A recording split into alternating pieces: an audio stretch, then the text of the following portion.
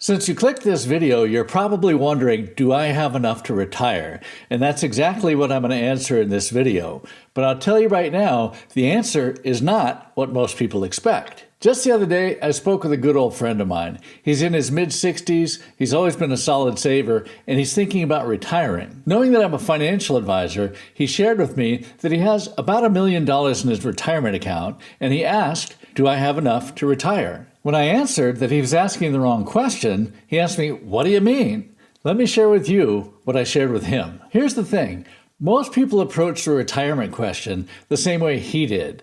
They look at their account balance, and they want someone to look at that number and say, you're fine, or keep working. And I understand. I really do. You spent 30 or 40 years contributing to your retirement plan, and at some point you just want to know, am I going to be okay? It's a very important question.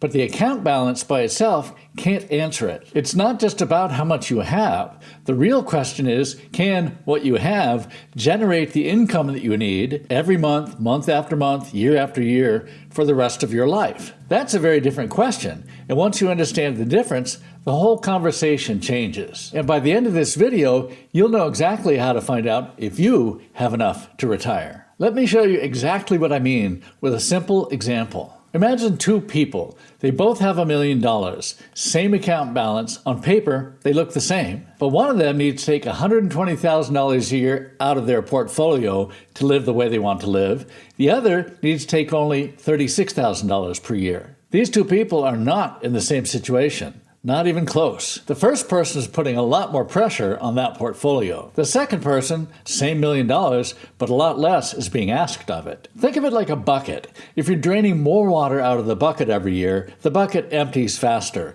But if you're taking less, it lasts longer. That's the part people miss when they ask, is $1 million enough?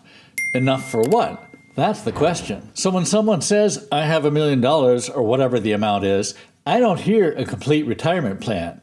I hear the beginning of a conversation. So here's the framework that I walked my friend through, and it's a lot simpler than you might expect. First, figure out what you want to spend each month. How much does it actually cost to live the life you want in retirement? Housing, food, utilities, insurance, healthcare, travel, helping the grandkids, whatever is important and real for you. My friend, he wanted $6,000 a month in retirement. That gave us something real to work with. Second, add up the reliable income you can already count on. Social Security, a pension if you have one, rental income, part-time work if that's part of the plan. For my friend, Social Security was going to provide him about $3,000 per month. No pensions, nothing else. Third, identify the gap. $6,000 a month needed, $3,000 a month coming in.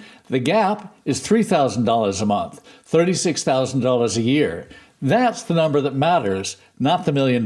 Because now the question becomes very specific. Can his portfolio reasonably produce $36,000 a year every year for the rest of his life? $1 million portfolio asked to produce $36,000 a year. That should be very doable, depending on how the money's invested and how long it needs to last. $1 million portfolio asked to produce $120,000 a year. Now that is a very different story. That money is under a lot of strain. Same balance, different gap, different answer. And that's exactly why the account balance can fool you. Now, once you know the gap, there are still a few other things to consider. Don't forget inflation. $6,000 a month 15 years from now won't go as far as $6,000 a month now. You've lived long enough to know that inflation is real. So we need to build in some breathing room for that, or the plan starts to fall short before we expect it to. And then there's longevity. You may retire at 65 and live to 90. If you're married, one spouse may well live into their 90s. That's not an unusual scenario. That's just real life. So the question isn't just, do I have enough today? It's, can this plan hold up over time? I don't raise these questions to worry you. Far from it. Guessing is what's worrisome. Having a plan is what gives you confidence. If you're within 5 years of retirement or already retired and not entirely sure how much you can safely take out, this is the kind of thinking worth doing before small problems become large ones. There's a link in the description below if you'd like to talk. And for more on retirement planning and investment management, watch these videos next.